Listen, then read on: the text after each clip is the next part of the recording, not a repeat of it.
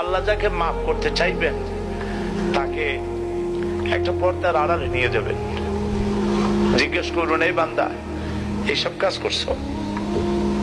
এখন আল্লাহ জিজ্ঞেস করতেছেন, সে তো ভয়তে অস্থির হয়ে যাবে, কেঁদে পাগল হয়ে যাবে, আল্লাহ করিবেন আবার মাফ করে দাও।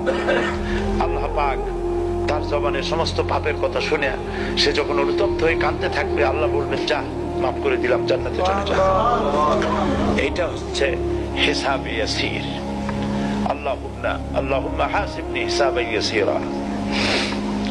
কাবা শরীফ মানুষ যখন তাওয়াফ করে, এই তাওয়াফের ষষ্ঠ তাওয়াফে একটা দোয়া আছে। এই দোয়া আমি যখনই পড়ি আমি চোখের পানি রাখতে পারি না।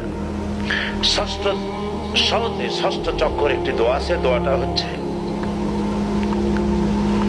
আল্লাহুম্মা ইন্না আলাইয়া হুকুকান কাসীরান ফীমা বাইনি ওয়া বাইনাক।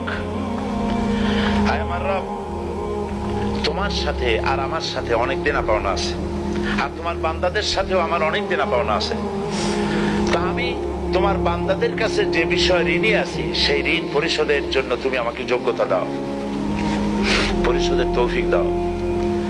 আর আমার কাছে তোমার দেনা আছে, তা আমার কাছে তোমার যে দেনা আছে সব দেনা তুমি শোধ করে দিয়েছো।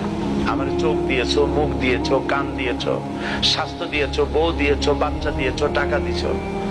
আমার কাছে সৃষ্টি করে তোমার যা দেনা ছিল তুমি সব তো শোধ করে দিয়েছো, কিন্তু তোমার দেনা তো আমি কিছুই শোধ করতে পারিনি।